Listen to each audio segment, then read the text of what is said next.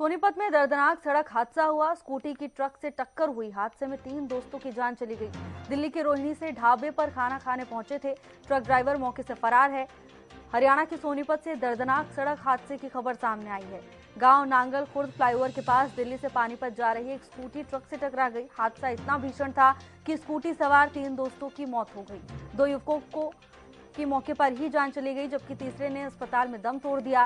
मृतक दिल्ली के रोहिणी स्थित कृष्ण विहार के रहने वाले थे। पुलिस जांच में सामने आया कि तीनों बिना हेलमेट के थे। हादसे के बाद ट्रक चालक मौके से फरार हो गया, जिसकी तलाश जारी है।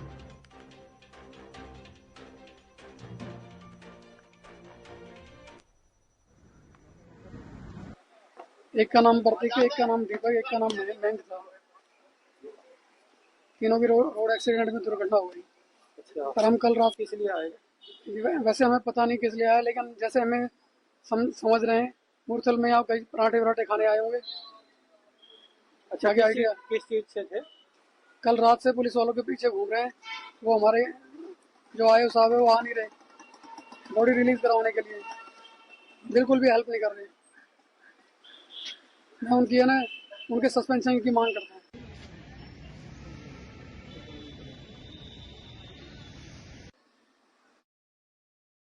आज जुड़ चुके हैं तमाम जानकारी लेकर। राजपत, क्या कुछ जानकारी पूरे मामले को लेकर? भावना, आप समझ सकते हैं कि दिल्ली से निकलती जो हाईवे है जिसको NH1 के नाम से जाना जाता था, अब हाईवे 44 के नाम से जाना जाता है, जो दिल्ली से चंडीगढ़ जाने वाला हाईवे है।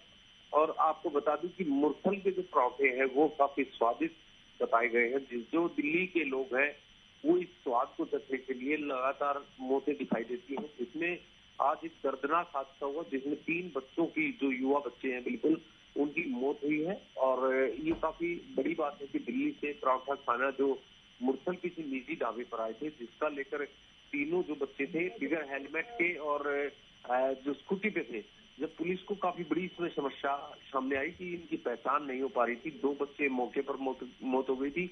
एक बच्चे को हॉस्पिटल सिविल ले जाया गया था, जिसमें वहां पर मृतक घोषित कर दिया गया। यानी कि 3 बच्चे ट्रिपल सवारी पे। वैसे भी पुलिस की बड़ी जिम्मेवारी बनती है, चालान काटे जाते हैं, चेकिंग की जाती है, लेकिन आप समझ सकते हैं दिल्ली से मुरथल आना और बीच में पुलिस ने कहीं भी चेकिंग नहीं की, वरना ये तीनों बच्चे मौत की घाट नहीं उतरते। क्योंकि लगातार आपको बता दूं कि प्रशासन की पैनी नजर रहती है, लेकिन पैनी नजर जो है वो कहीं ना कहीं मौत का कारण बनी। और तीनों बच्चों के पास सबसे बड़ी बात ये देखने को मिली कि उनके पास हेलमेट नहीं था, और हेलमेट के कारण ही बताया गया है कि जो ट्रक में टक्कर लगी और तीनों की मौत हो गई। 2 मौके पर मरे, एक हॉस्पिटल में मरा। ये काफी दर्दनाक हादसा है। और NH44 पर लगातार जो है धुंध पड़ती है और ट्रैफिक पुलिस की भी लगातार ड्यूटी रहती है। और काफी बड़ी बात है कि ट्रैफिक पुलिस की लापरवाही भी इसमें कहा जा सकता है, क्योंकि अगर इस तरह के बच्चों पर लगाम लगाई जाए, इस तरह के बच्चों पर नजर रखी जाए, तो इस तरीके के हादसों पर रोक लग पाए। लेकिन जो अगर बात करें तो चालान के चक्कर में जरूर पुलिस रहती है, लेकिन इस तरीके के हालातों पर ध्यान नहीं दिया जाता, जिससे काफी बड़े हादसे हो जाते हैं। एक अपील जरूर है, जिन बच्चों के पास लाइसेंस नहीं है उनके घर वालों से एक अपील जरूर हरियाणा न्यूज की तरफ से है कि अपने बच्चों का ध्यान रखें, सुरक्षित रखें, उनको जो व्हीकल ना दे। क्योंकि अगर जब लाइसेंस सबसे जरूरी होता है, अब देखना यही होगा पुलिस इसमें जांच करती है तीनों के पास लाइसेंस था या नहीं था, या स्कूटी का इंश्योरेंस था या नहीं था, या ये कहाँ से थे, कैसे थे, ये सब चीजों पर एक सवाल निशान खड़ा होता है। अभी तक पुलिस ने शुरुआती जांच में उनके घर वालों को जरूर बुला लिया है। एक बच्चे का जो है पेरेंट्स, उसने बताया भी है कि ये जैसे पुलिस ने उसका जो एक परिजन को बुला लिया गया था, अन्यथा दो की अभी पहचान भी हो चुकी है। तीनों भी जो दिल्ली के रहने वाले हैं, आसपास के दोस्त बताए गए हैं, लेकिन इस तरीके के हादसे लगातार देखने को मिलते हैं।